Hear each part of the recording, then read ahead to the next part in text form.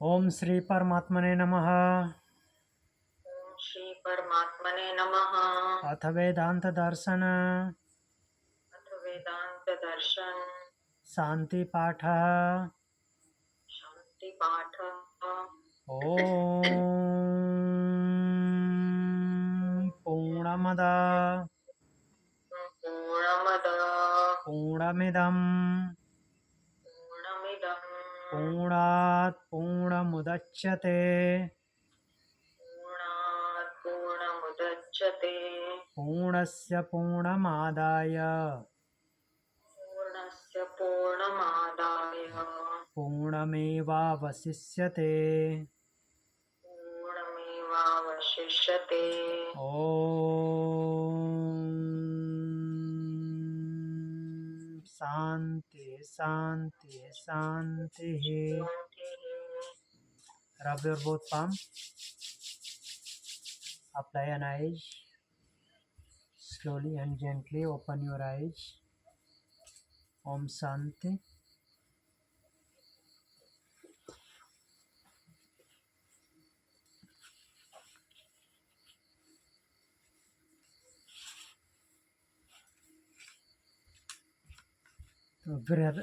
वेदांत दर्शन तृतीय अध्याय तृतीय पाद श्लोक संख्या नट श्लोक संख्या सूत्र संख्या 6 हमने पढ़ा था।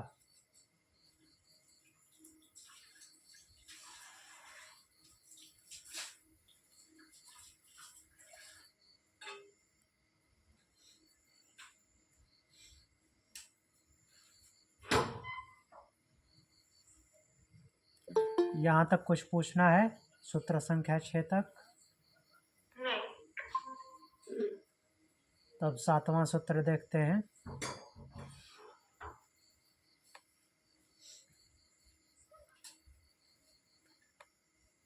तो 7वें सूत्र के लिए संबंध बोलते हैं। पूर्वोक्त विद्याओं की एकता सिद्ध करने के लिए दूसरी असमान विद्याओं से उनकी विशेषता प्रतिपादन करते हैं। अर्थात पूर्वोक्त विद्याओं की एकता मतलब यहाँ पे क्या चल रहा है? जस्ट नाम का तामझाम चल रहा है। यहाँ पे इस नाम से आया तो ये अलग है क्या, वहाँ पे इस नाम से आया तो ये अलग है क्या, यही चल रहा है। तो वेद व्यास जी बता रहे हैं नहीं, ऐसा नहीं है। अब अगले में बोल रहे हैं, सूत्र बोल रहे हैं, न वा प्रकरण भेदात परो अवरीयस्त्वादिवत्।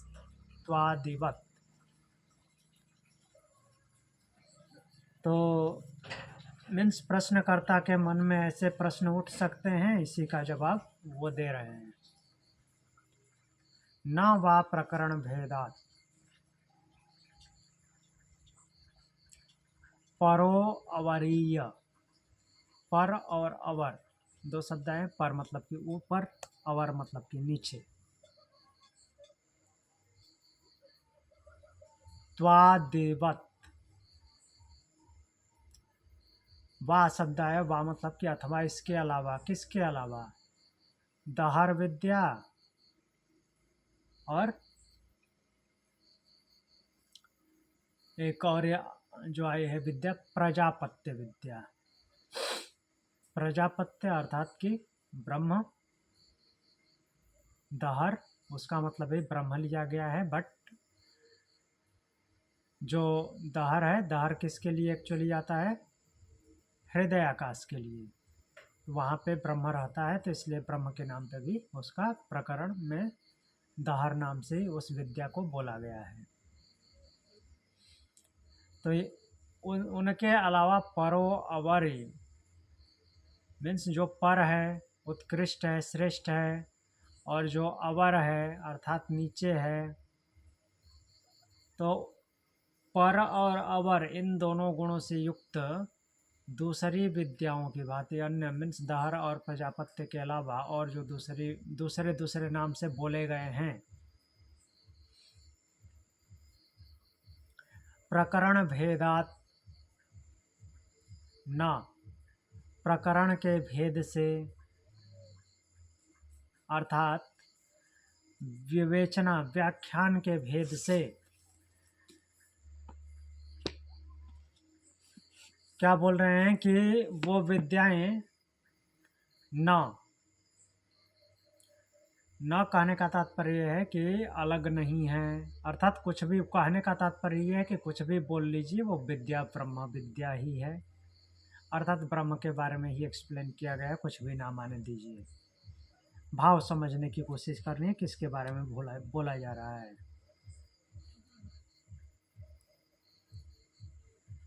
देखिए यहाँ पे व्याख्या में लिख रहे हैं, छांदोग्य और बृहदारण्यक उपनिषद में उद्गीत विद्या का प्रकरण आता है। उद्गीत का भी हम कल पढ़े थे।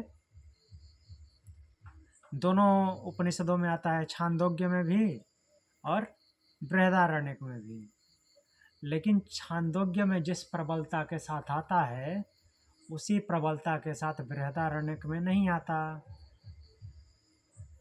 हाँ, दोनों का नाम उद्गीत ही है, लेकिन छांदोग्य उपनिषद में प्रबल भाव से आता है। क्यों? क्योंकि छांदोग्य उपनिषद सामवेद से संबंध रखता है और सामवेद में उसको उच्च स्वर में गाया जाता है।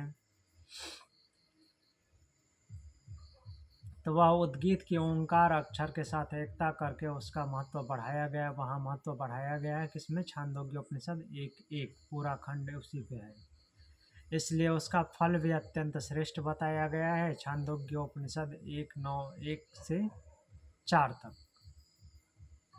किंतु बृहदारण्यक उपनिषद की उद्गीत विद्या जो है, वो केवल प्राणों का श्रेष्ठत्व संपादन करने के लिए यज्ञादि में उद्गीत गान के समय स्वर की विशेषता दिखाने के लिए आया है। बृहदारण्यक उपनिषद में मीन्स उतनी प्रबलता के साथ नहीं आया है जितनी प्रबलता के साथ छांदोग्य उपनिषद में आया है। क्या?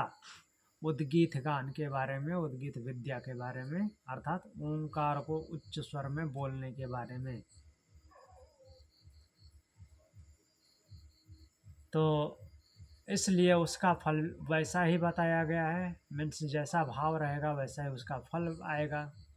तो दोनों प्रकरणों में केवल देवासुर संग्राम विषयक समानता है,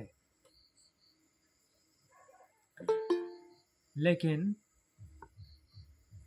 मतलब कि दोनों में क्या है, वर्णन में देवासुर संग्राम का उल्लेख आया है, तो यही केवल समानता है। पर उनमें उपासना के भेद, उपासना का प्रकार जो है उसमें भेद है। तो थोड़ी सी समानता, अर्थात देवासुर संग्राम विषयक जो प्रसंग आया उसकी समानता है। दोनों की समानता कैसे हो सकती है, ऐसा प्रश्न उठ रहा है कि एक देवासुर संग्राम विषयक समानता ही है, बाकी तो समानता उतनी दिख नहीं रही है, तो ये कैसे एक ही हो सकते हैं? समानता के लिए उद्देश्य, विधेय और फल की एकता होनी चाहिए। उद्देश्य मतलब कि किसको लक्ष्य करके पार्टिकुलर चीज को संबोधित किया जा रहा है। विधेय मीन्स व्यवहार में क्या है और उसका फल क्या प्राप्त हो रहा है, इन सब में समानता होनी चाहिए, तब समानता कहेंगे। जबकि यहाँ पे ऐसा देखा जा रहा है कि छांदोग्य उपनिषद में प्रबलता के साथ उद्गीत अर्थात ओंकार आया है और उसका फल भी प्रबल है। बृहदारण्यक उपनिषद में वो उतनी प्रबलता के साथ नहीं है और उसका फल भी उतना प्रबल नहीं है। तो फिर वो समान कैसे हो सकते हैं? तो इसके लिए बोलते हैं कि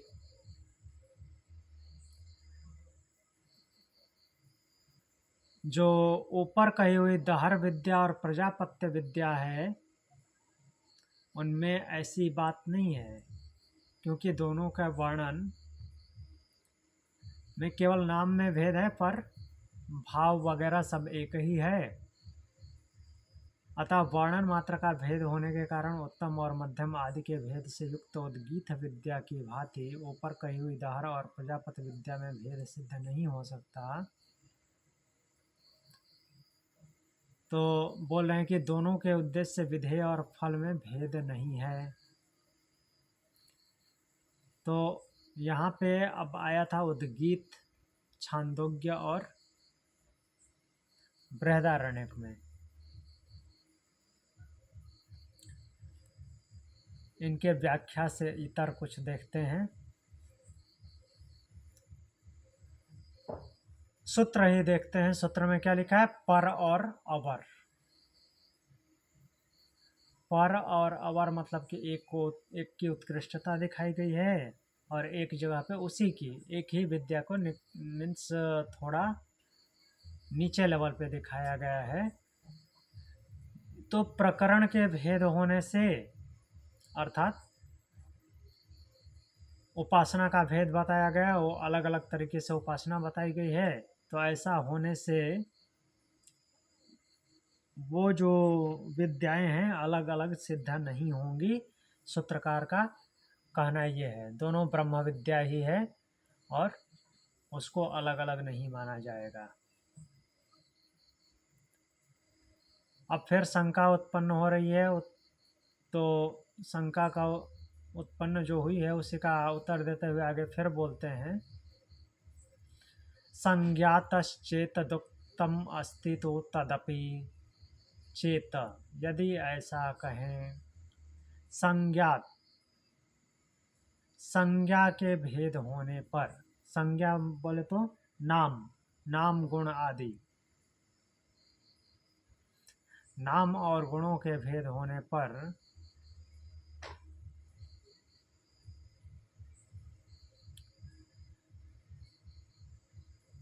तद उक्तम, जो ऊपर बोला गया है, ऊपर बताया जा चुका है। अर्थात क्या बोल रहे हैं कि तदपि अस्ति, तदपि वह भी अस्ति है।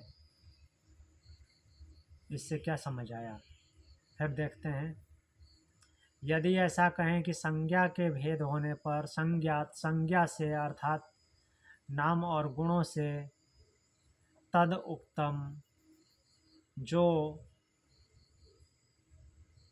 मीन्स भेद लग रहा है, तो उसके बारे में ऊपर बताया जा चुका है। तद उक्तम ऊपर कहा जा चुका है। कहाँ? 3.1 में। 3.1 में हमने क्या देखा था कि नाम शब्द रूप अर्थात संज्ञा कुछ भी आने दीजिए,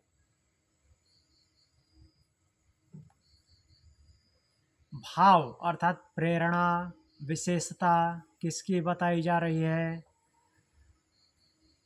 वो प्रकरण, वो विद्या उसी की मानी जाएगी। अर्थात ब्रह्म का प्रकरण चल रहा है तो ब्रह्म विद्या है, नाम कुछ भी आने दीजिए।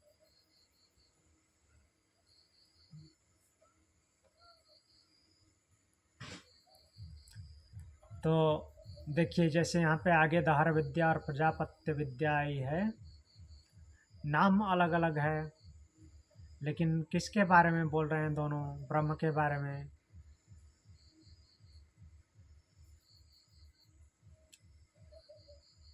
तो यहाँ कहने का तात्पर्य ये है कि प्रश्नकर्ता के मन में अगर ये दिमाग में प्रश्न उठ रहा है कि दहर विद्या और प्रजापत्य विद्या दोनों के नाम में अंतर है तो इसलिए अलग अलग विद्याएं हैं, तो बोले नहीं, ऐसा नहीं है। इसका उत्तर हम तृतीय अध्याय तृतीय पाद के पहले सूत्र में दे चुके हैं कि नाम कुछ भी होने दीजिए, जिसकी विशेषता और जिसकी प्रेरणा हो रही है विद्या उसी की मानी जाएगी, अर्थात ब्रह्म विद्या है।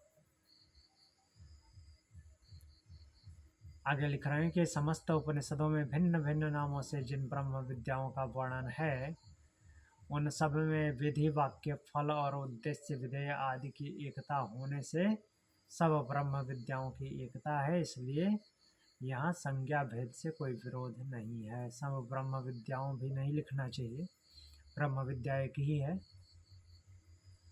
अलग अलग नामों से चिन्हित किया गया है।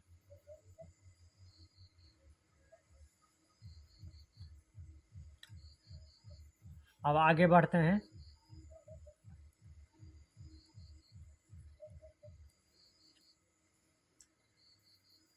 आगे बोलते हैं कि नाम का भेद होने पर भी विद्या में एकता हो सकती है। ये तो पहले बता ही चुके हैं, फिर भी देखिए,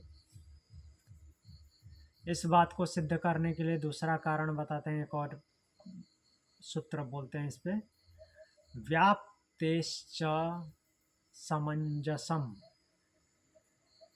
व्याप्तेश्च, व्याप्ति होने के कारण, किसकी व्याप्ति है? ब्रह्म की। ब्रह्म सर्वव्यापी है, तो हर जगह व्याप्त होने के कारण भी समंजसम ब्रह्म,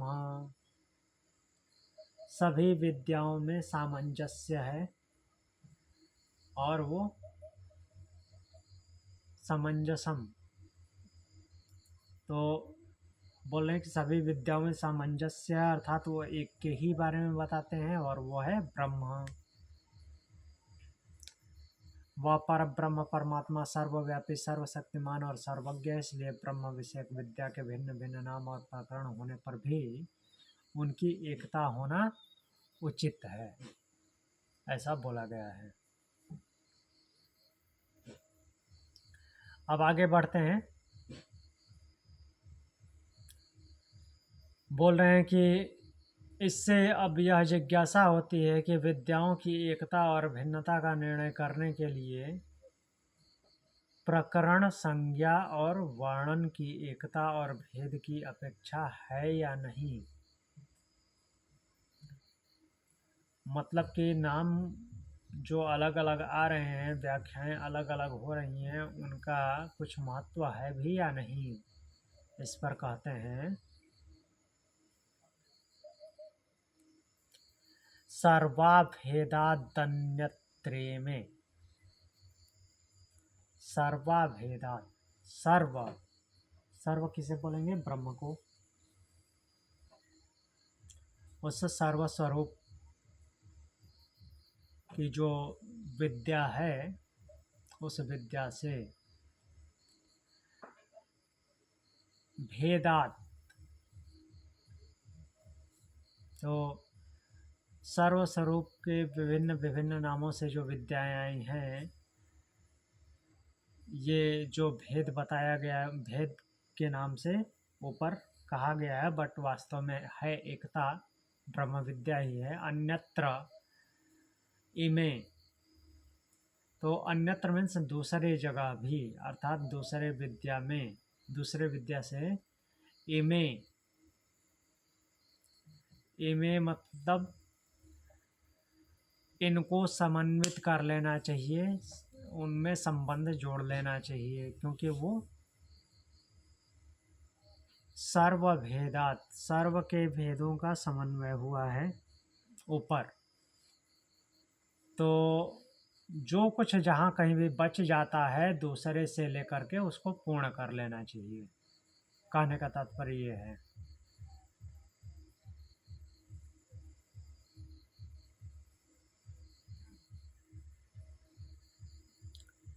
तो ब्रह्म विद्या में जहाँ भी अलग अलग शब्दों का प्रयोग आया है, कहीं पे अन्न, कहीं पे मन, कहीं पे सूर्य, कहीं पे अग्नि, कहीं पे ज्योति, कहीं पे दहर, कहीं पे प्रजापति, तो इन सब को,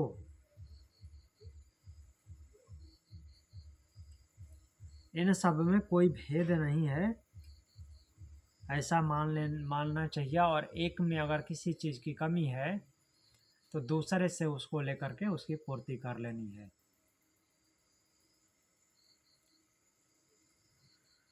अब आगे संबंध है,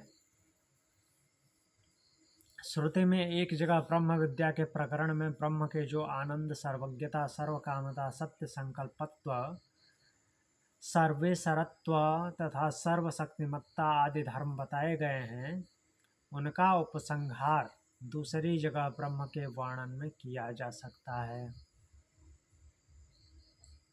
ठीक, यह बात पहले सूत्र 3.3.5 में कही गई।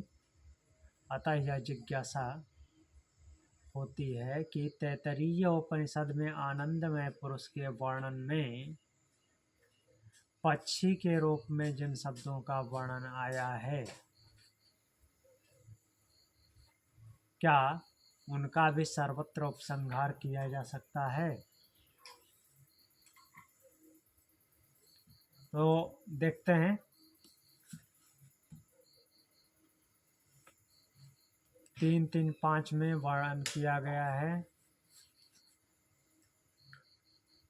और ऊपर बताया गया श्रुतियों में ये सब ब्रह्म का जो आनंद, सर्वज्ञता, सर्वकामता, सर्वसंकल्पत्व, सर्वेश्वरत्व और सर्वशक्तिमत्ता आदि धर्म बताए गए हैं।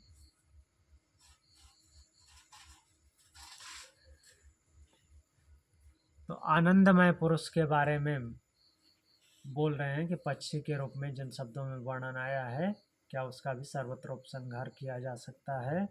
तो इस पे बोल रहे हैं आनंदमय प्रधानस्य। उपसंहार क्या है? उपसंहार मतलब कि किसी भी चीज का समापन।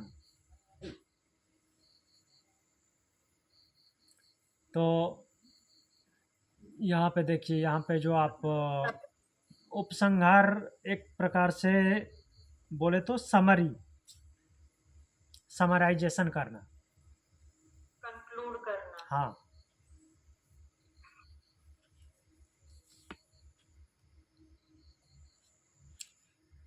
तो यहाँ पे क्या लिखा गया कि दूसरी जगह ब्रह्म के वर्णन में किया जा सकता है, अर्थात उस समय से जो कंक्लूजन आ रहा है, क्या दूसरी जगह पे उसको जोड़ा जा सकता है? जैसे कि अभी हमने पहले सूत्र में बताया, पढ़ा, बाद में भी 3.3.5 यहाँ पे एग्जाम्पल दिया है, बट औरों में भी पढ़ा कि जहाँ पे एक जगह पे अगर कुछ कमी दिखती है तो दूसरी जगह से उठा करके उसको पूर्ण कर लेना है। तो अब तैत्तरीय उपनिषद का आनंदमय पुरुष के वर्णन में, तैत्तरीय उपनिषद में जो ब्रह्मानंद वल्ली है, द्वितीय वल्ली,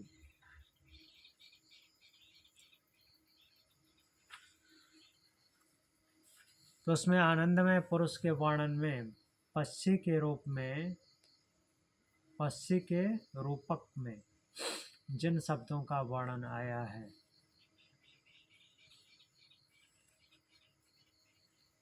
एक मिनट,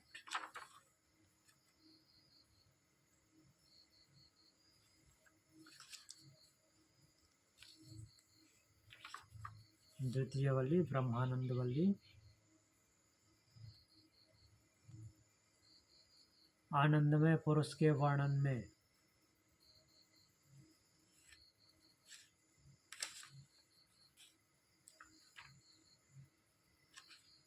तो यहाँ पे शुरू होता है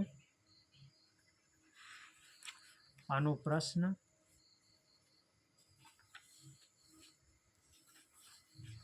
सप्तम अनुवाक, अष्टम अनुवाक।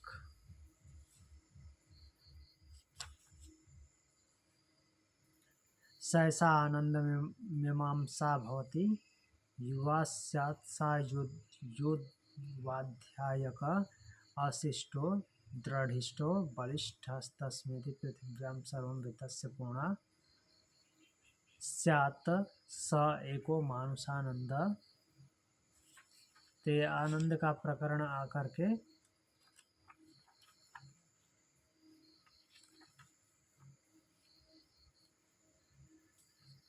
पूरा होता है।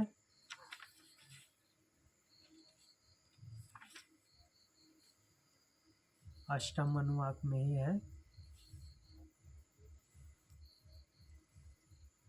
तो यहाँ पे आनंदमय पुरुष के वर्णन के बारे में बोले हैं कि सर्वत्र उपसंहार किया जा सकता है, अर्थात तो कहने का तात्पर्य क्या है, देखते हैं सूत्र में क्या बोला जा रहा है। आनंदादयः प्रधानस्य, आनंद आदि। आनंद आदि मतलब कि आनंद और उससे रिलेटेड, आनंद से रिलेटेड क्या हो सकता है, मीन्स उसी कैटेगरी में आने वाले जो कुछ भी सुख भोग वगैरह हैं। आनंद यहाँ पे कहने का मतलब कि वो परमानंद नहीं है, यहाँ पे सुख से ही रिलेटेड है। प्रधानस्य, तो यहाँ पे प्रधान का मतलब, ये सूत्र में जो प्रधान शब्द आया है इसका मतलब प्रकृति नहीं है। यहाँ पे प्रधान का लिटरल मीनिंग जो प्रधान होता है हेड, उससे लिया गया है।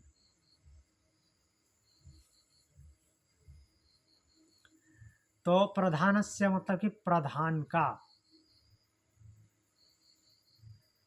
प्रधान का केवल बोला गया, तो इससे क्या समझे, आनंदमय आदि उसी प्रधान के गुण धर्म हैं। यहाँ पे गुण धर्म बोलने का मतलब सत्व रजतम नहीं लेना है। आनंद किसका गुण है, वो प्रधान का। प्रधान बोले तो यहाँ पे प्रकृति नहीं, ब्रह्म। तो यहाँ पे प्रधान शब्द आया तो प्रधान प्रकृति के लिए वास्तव में होता है, ऐसा नहीं सोचना है, क्योंकि ये उपनिषद में कहीं नहीं आया है। ये समझाने के लिए बोल रहे हैं प्रधानस्य। प्रधान का मतलब यहाँ पे हेड।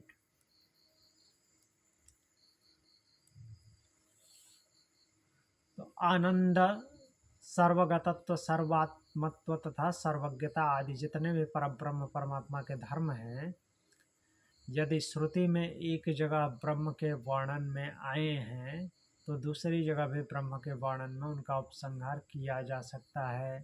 कहने का तात्पर्य है कि दूसरी जगह जहाँ पे कम बोला गया है उसको भी ये सब वहाँ पे ले जा कर के बोला जा सकता है, कोई रोक टोक नहीं है। यहाँ पे तो इसका उल्लेख नहीं है, यहाँ क्यों बोल रहे हैं, नहीं, ब्रह्म का उल्लेख है तो ब्रह्म के बारे में ये चीज़ें हैं तो कहीं भी बोल सकते हैं।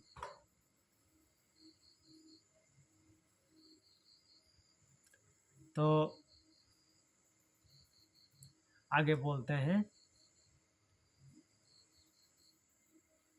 संबंध आगे है कि यदि ऐसी बात है, प्रश्नकर्ता के दिमाग में फिर से कुछ बातें आई हैं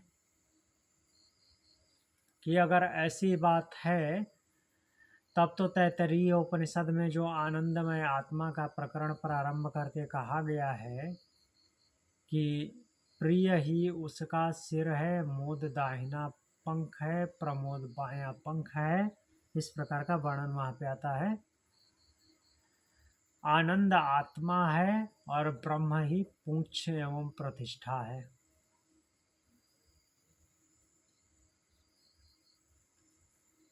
तो अलग अलग नाम आए हैं, देखिए।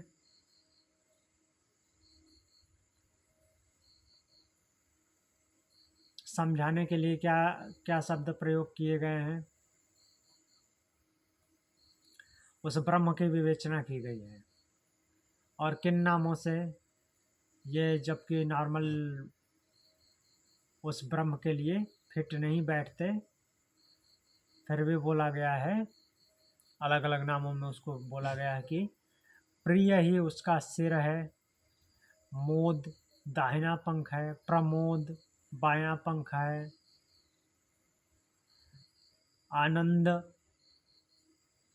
आनंद जो है आत्मा है, और ब्रह्म ही पूंछ एवं प्रतिष्ठा है। तो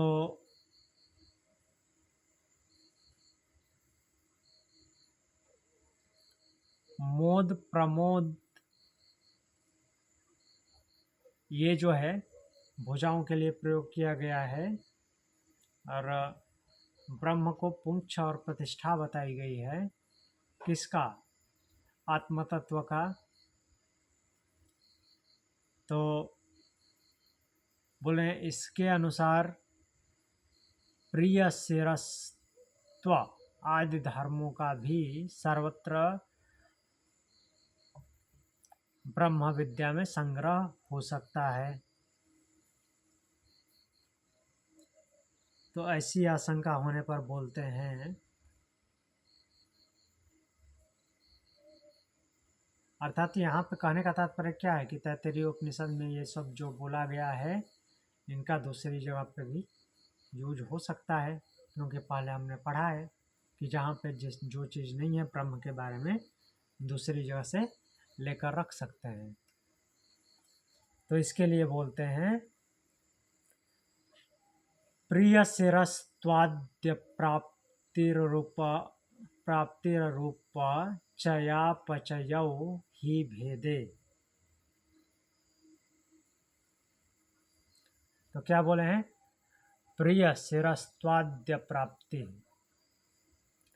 प्रिय शिरस्त्व प्रिय रूप से सिर का होना, प्रिय शिरस्त्व आदि, और इसके अलावा उससे रिलेटेड जो कुछ भी है,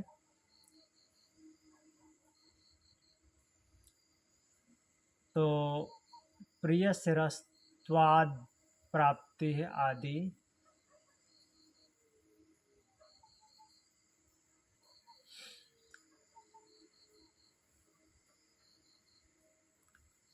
फिर क्या बोल रहे हैं कि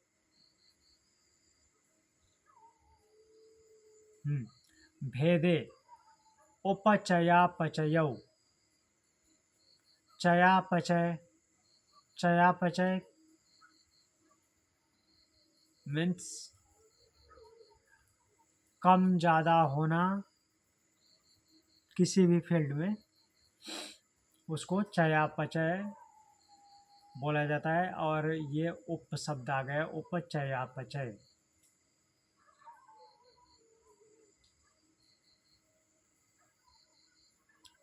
प्रिय शिरस्त्वाद प्राप्तिर उपचयापचय ही भेदे। ओके, तो जब ऐसा बोला गया है कि प्रिय उसका सिर है, मोद और प्रमोद पंख हैं, तो इस प्रकार पक्षी का रूप दे करके, अर्थात पक्षी के बारे में उसका वर्णन किया गया है। जो अंगों की कल्पना की गई है यह ब्रह्म का स्वरूपगत धर्म नहीं है। ब्रह्म पक्षी कैसे हो सकता है?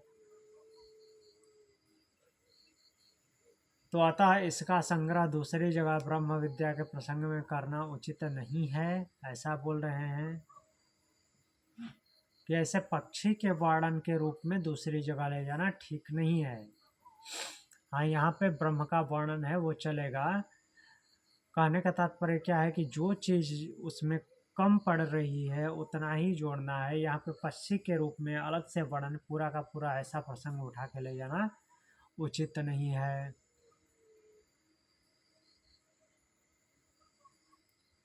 आगे बोल रहे हैं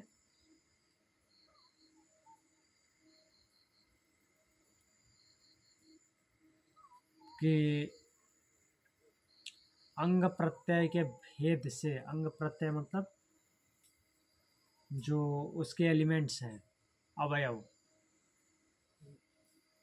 उनके भेद से ब्रह्म में भेद मान लेने पर उनमें बढ़ने घटने के दोष की आशंका होगी। अगर भेद मानेंगे तो चयापचय की आशंका होगी। इसलिए जो ब्रह्म के स्वाभाविक लक्षण न हो, अर्थात जहाँ पे ब्रह्म की विशेषता ठीक ठीक पता न चले, ठीक ठीक अनुभव न हो, तो उसको रूपक बना करके, अर्थात दूसरी जगह किसी बात को सिद्ध करने के लिए उसको उठा करके नहीं ले जाना है। जहाँ पे पूरी तरह से ब्रह्म का भाव का वर्णन आए वहीं से बातों को उठाना है और दूसरी जगह लेना है। आगे बोलते हैं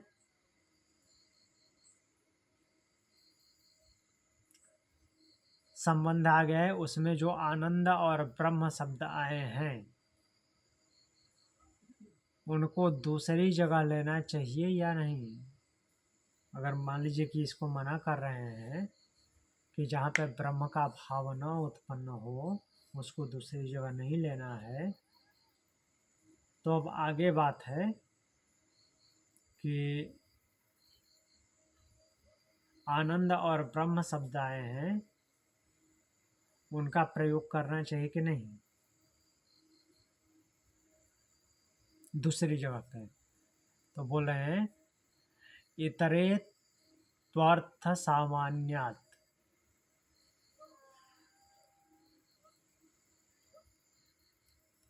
इतरे त्वर्थ सामान्यात, किंतु इतरे इतर इतरे बोले तो इतर दूसरी जगह पर भी,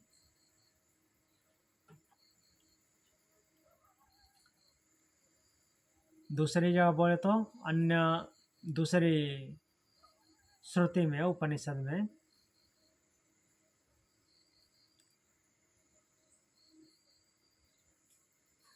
तो दूसरी जगह पे जो भी वर्णन है ब्रह्म के बारे में, तो उसका भाव ब्रह्म से भावित होकर के निकल रहा है। अगर नहीं निकल रहा है तो अर्थ सामान्यात, अर्थ सामान्यात मीन्स यहाँ पे कहने का भाव ये है कि अर्थ सामान्यात मीन्स अर्थ में समानता है। अर्थ में समानता होने का अर्थ कि जहाँ पे ब्रह्म, जहाँ जहाँ पे भी ब्रह्म का वर्णन है तो वहाँ पे उन बातों के अर्थ में समानता दिख रही है। तो उन बातों मीन्स अलग अलग जगह पे जो भी शब्द यूज हुए हैं, प्रकरण जो आया है वो ब्रह्म का आया है, और उसके लिए इतर शब्द प्रयोग किया है यहाँ पे। इतर मतलब कि दूसरे जगह पे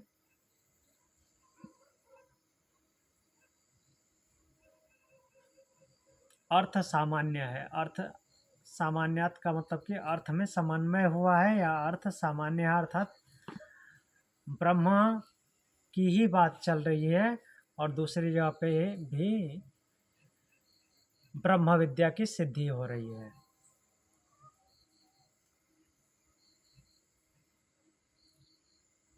तो वहाँ पे प्रसंगों का मिलाप हो सकता है, ऐसा बोल रहे हैं। अब कठ उपनिषद से सवाल उठा रहे हैं। कठ उपनिषद में क्या बोलते हैं? कठ उपनिषद में जो रथ के रूप में कल्पना करके इंद्रिय आदि का घोड़े आदि के रूप में वर्णन किया गया है, वहाँ तो इंद्रिय आदि के संयम की बात समझने के लिए वैसा कहना सार्थक मालूम होता है। पहले देख लेते हैं क्या बोल रहे हैं। कठोपनिषद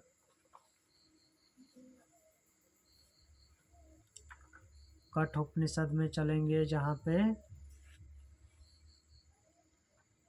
घोड़े इंद्रिय वगैरह की बात हो रही है।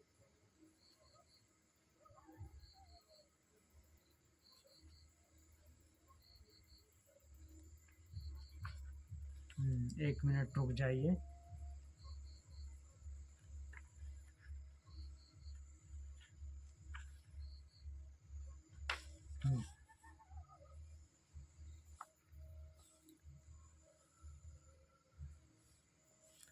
आत्मानं रथिनं विद्धि शरीरं रथमेव तो बुद्धिं तो सारथिं विद्धि मनः प्रग्रहमेव च। कठोपनिषद अध्याय 1 तृतीय वल्ली तीसरा मंत्र। इसमें क्या बोला गया है कि आत्मानं रथिनं विद्धि, हे नचिकेता तुम आत्मानं, आत्मा को अर्थात आत्म तत्व को क्या मानो? रथी, रथ का स्वामी। आत्मानं रथिनं विद्धि शरीरम रथमेव तो, और रथ क्या है? शरीर। शरीर जो है वो रथ है। रथ में रथी बैठा है, कौन? आत्मा।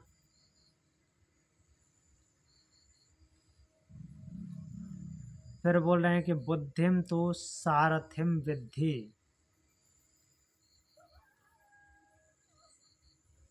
बुद्धि को क्या करना है? बुद्धि को सारथी समझना है।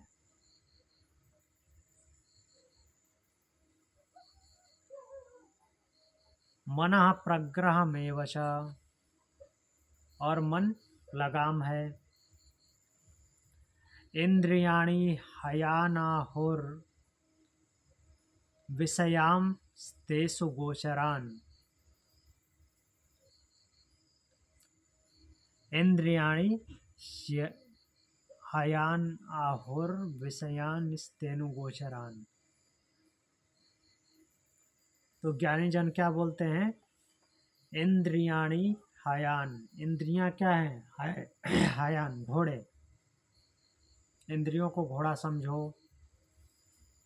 पंच कर्म इंद्रियां, पंच ज्ञान इंद्रियां। विषयान तेषु गोचरान, और जो विषय हैं वो क्या हैं? विचरण करने के रास्ते हैं, घूमने के रास्ते हैं।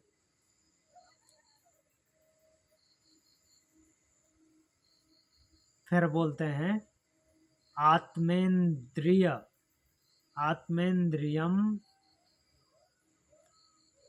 मनोयुक्तम, मनोयुक्तम नॉट अनुयुक्तम, आत्मेंद्रिय मनोयुक्तम।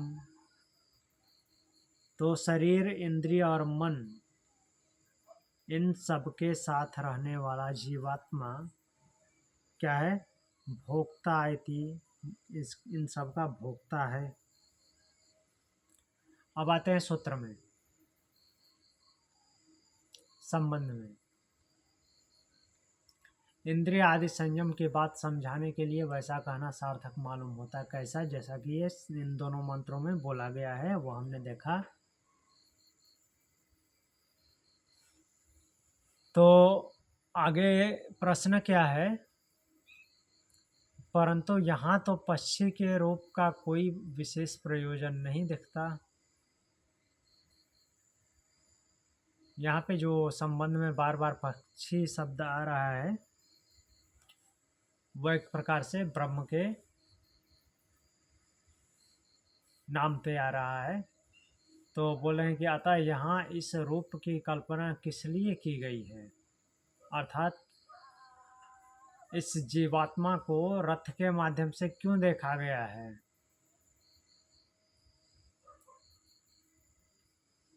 तो इस पर बोलते हैं आध्यानाय प्रयोजनाभावात्। प्रयोजन अभावात्, प्रयोजन का अभाव न होने के कारण, या प्रयोजन न होने के कारण,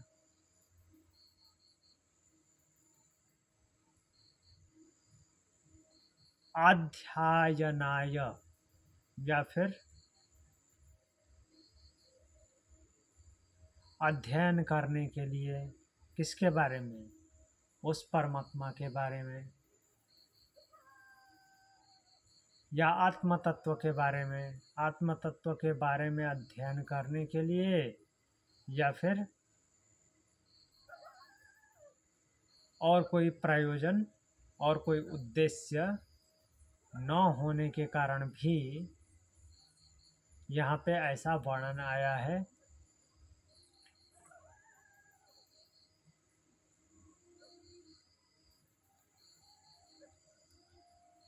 व्याख्या में देखते हैं क्या लिखते हैं। इस रूप का दूसरा कोई प्रयोजन दिखलाई नहीं देता, इसलिए यही समझना चाहिए कि पहले जिस परब्रह्म परमेश्वर का सत्य, ज्ञान और अनंत के नाम से वर्णन आया है, सत्यम ज्ञान अनंतम ब्रह्म, तैतरीय उपनिषद 2:1, तो उसको सबके हृदय में स्थित बतलाना है, और उसकी प्राप्ति का महत्व, प्राप्ति के महत्व का वर्णन है किसमें? तैतरीय उपनिषद के 2:1 में। तैतरीय उपनिषद ब्रह्मानंद वल्ली मंत्र 1।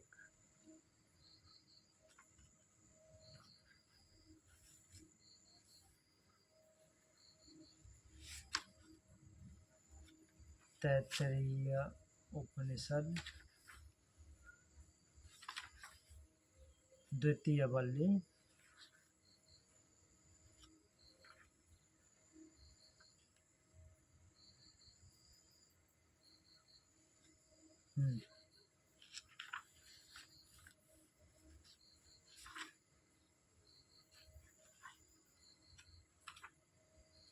प्रथम अनुवाक। 1 मिनट।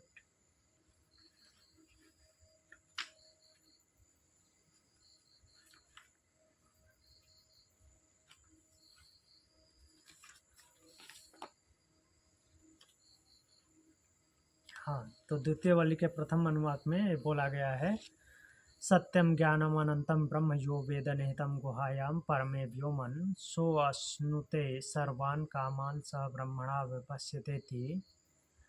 और इसके आगे बोला गया है, तस्माद्वाय तस्मादात्मान आकाशः संभूता आकाशाद्वायु वायुरग्नि अग्निरापः अद्भ्यः पृथ्वी पृथिव्याम् औषधयः औषधिभ्यो अत्र अन्नम् अन्नात् पुरुषः स वा एष पुरुषो अन्नरसमयः तस्येदमेव शिरः अयं दक्षिणः पक्षः अयम् उत्तरः पक्षः अयम् आत्मा इदं पुष्टं प्रतिष्ठं तदप्येत श्लोको भवति। तब वापस आते हैं यहाँ पर।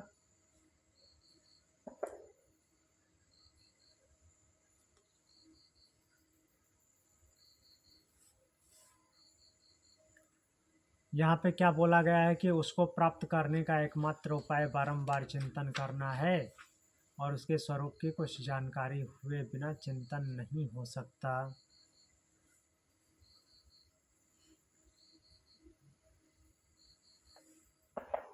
तो आगे के मंत्रों में ऐसा बोला गया है। यहाँ पे उत्पत्ति का वर्णन करके आगे और इसको विस्तार दे रहे हैं और आगे विस्तार करके ये बोला गया है कि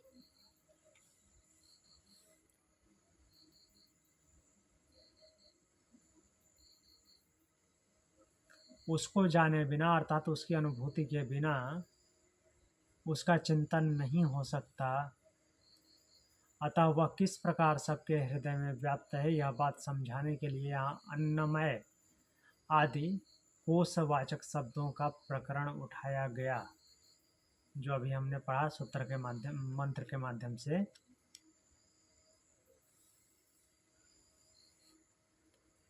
तो यहाँ पे ये व्याख्यान बोल रहे हैं कि पेटी में बंद करके गुप्त रखे हुए रत्न की भांति वह परमेश्वर भी सबके हृदय में स्थित है। यही तत्व समझाना है। वहाँ सबसे पहले जो यह अन्नमय स्थूल शरीर है, इसको पुरुष के नाम से कह करके उसके अंगों के पक्षी के अंगों की तुलना करके आगे का प्रकरण चलाया गया है। तो इसमें आगे ये आता है प्राणमय, मनोमय, विज्ञानमय, आनंदमय, इन सभी प्रकार के कोषों का वर्णन है।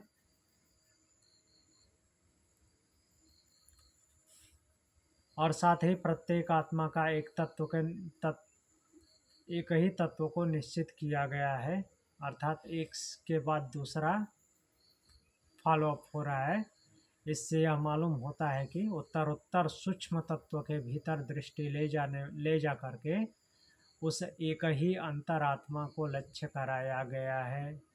सबसे अंत में विज्ञान में फिर आनंदमय कोश आ जाता है और आनंदमय कोश के बाद वो जीवात्मा परमात्मा से एकाकार हो जाता है। तो वहाँ पे विज्ञान में जीवात्मा का वर्णन करके उसका भी अंतरात्मा आनंदमय को बतलाया। आनंदमय कौन हो जाएगा? ब्रह्म। तो अंत में सबका अंतरात्मा आनंदमय को बताकर तथा उसका अंतरात्मा भी उसी को बताकर इस रूप की परंपरा को समाप्त कर दिया गया है, अर्थात परमात्मा ही सब कुछ है।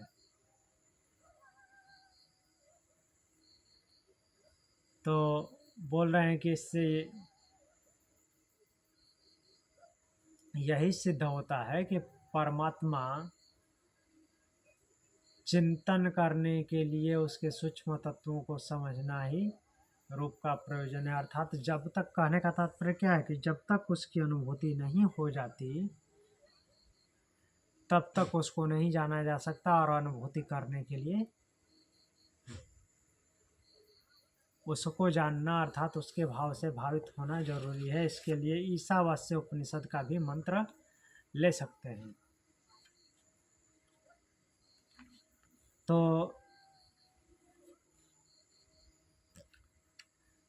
ईशावास्य का पहला ही मंत्र बोला गया है कि ओम ईशावास्यमिदं सर्वं यत्किंच जगत्यां जगत् तेन त्यक्तेन भुञ्जीथामागृधा कस्य स्विद्धनम्। सब कुछ ईश से व्याप्त है। जगत में जो भी चलायमान है वो सब कुछ ईश्वर से व्याप्त है। ये तेन त्यक्तेन भुञ्जीथा,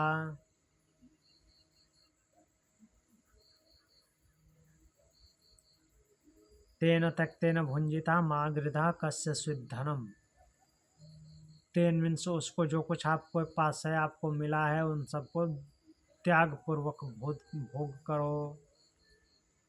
मागृधा, लोभ मत करो।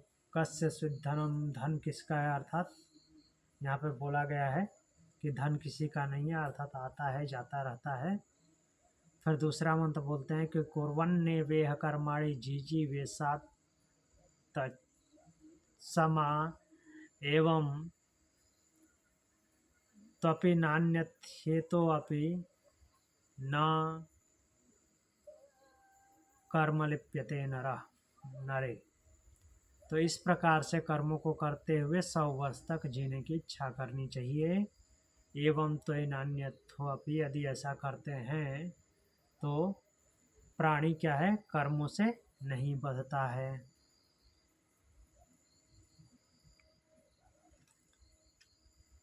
और इस प्रकार, कहने का भाव क्या है कि इस प्रकार कर्म करने से उसका साक्षात्कार होता है। किसका, अनेजदेकम मनसो जवीयो नैने द्वानु अपनु वन पूर्वमर्षत तद्दावतो अन्यो, हाँ, तद्धावतो अनत्येति तिष्ठत् अस्मिन्नपो मातरिस्वा दधाति। यहाँ पे ये ब्रह्म का वर्णन आया है। कहने का तात्पर्य क्या है कि पहले ईशावास्य के पहले 2 मंत्रों में जो बताया गया है कि सब कुछ ईश का है, उसको त्यागपूर्वक भोग करो, और ऐसे ही कर्म करते हुए ही उसको प्राप्त करना है। अगर कर्म करते हुए 100 साल की पहले तो जीने की इच्छा करनी है, इसके अलावा कोई दूसरा उपाय नहीं है। और कर्म करते हुए ही, ऐसे कर्म करने पर जो जीवात्मा या प्राणी है वो कर्म में नहीं बंधता, कर्मों से लिप्त नहीं होता। तब आते हैं यहाँ पे वापस,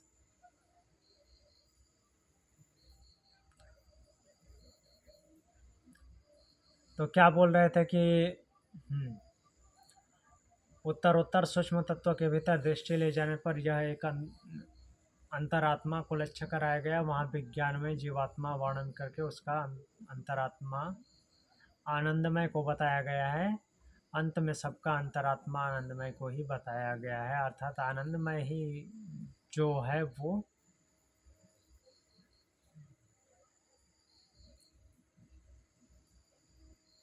यहाँ पे परमात्मा के स्वरूप के वर्णन में आया है। आनंदमय जो है ब्रह्म है। और मैं शब्द जो आता है इसके बारे में हम पहले भी पढ़ चुके हैं कि मैं जो एक कोष का द्योतक है, अर्थात एक बॉक्स का दो के बारे में बताता है, तो जिससे कि परमात्मा उसमें तो बंद हो जाए, लेकिन परमात्मा की कोई लिमिट नहीं है। तो यहाँ पे मैं शब्द को वहाँ पे विकार के अर्थ में नहीं लेना है। आनंद गुण ही है उस पर ब्रह्म का, उसको अब जिस भाव से बोला जाए, आनंद जीवात्मा के लिए नहीं आता।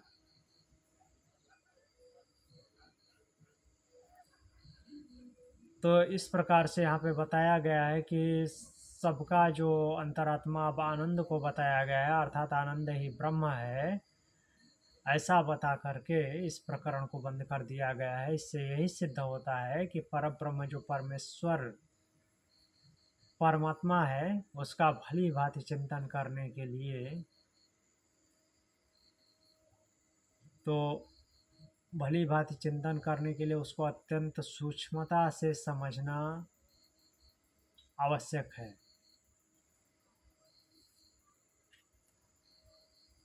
प्रश्न क्या था?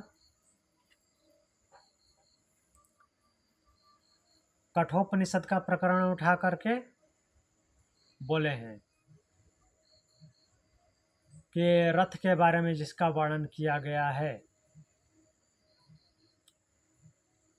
तो वहाँ पे इंद्रिय आदि के संयम की बात समझाने के लिए वैसा कहना सार्थक मालूम होता है, परंतु यहाँ तो पक्षी के रूप का कोई विशेष प्रयोजन नहीं देखता।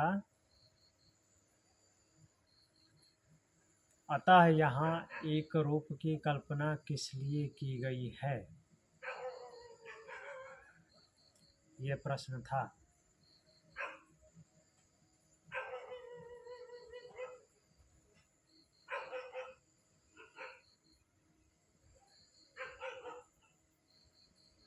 तो सूत्र में बोलेंगे प्रयोजन भावात, प्रयोजन के अभाव के कारण,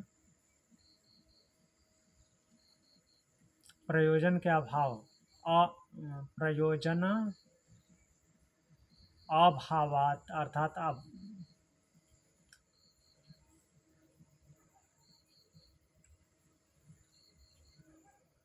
भाव न होने के कारण, अर्थात कोई उद्देश्य न होने के कारण यही मालूम होता है कि अध्ययनाय, अध्ययन करने के लिए, अर्थात उसका चिंतन करने के लिए, परमात्मा को अर्थात आत्म तत्व को जानने के लिए, ऐसा उस उद्देश्य से ऐसा वर्णन आया है।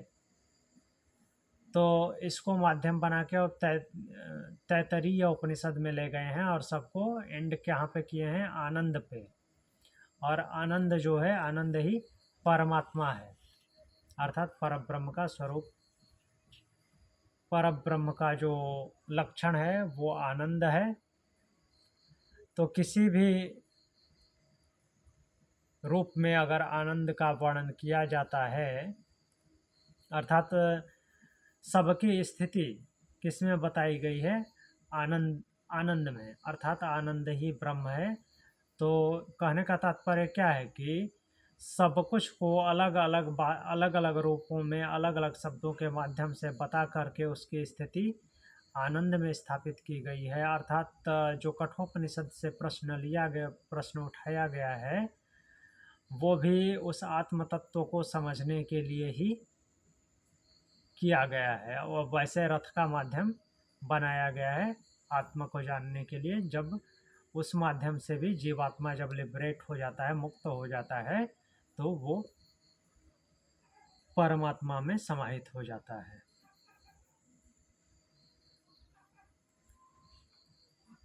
तो यहाँ पे हम शुरू से श्लोक 1 से अभी तक 14 नंबर सूत्र 1 से 14 नंबर सूत्र तक यही देख रहे हैं कि कुछ भी शब्द आने दीजिए, अगर भाव परमात्मा का जागृत होता है तो वर्णन परमात्मा का है, यही कुल मिलाकर के बताया गया है। अब इससे आगे हम कल 15वें सूत्र से पढ़ेंगे। आज के लिए इतना ही। कुछ और पूछना है? ठीक है, प्रणाम। ओम शांति।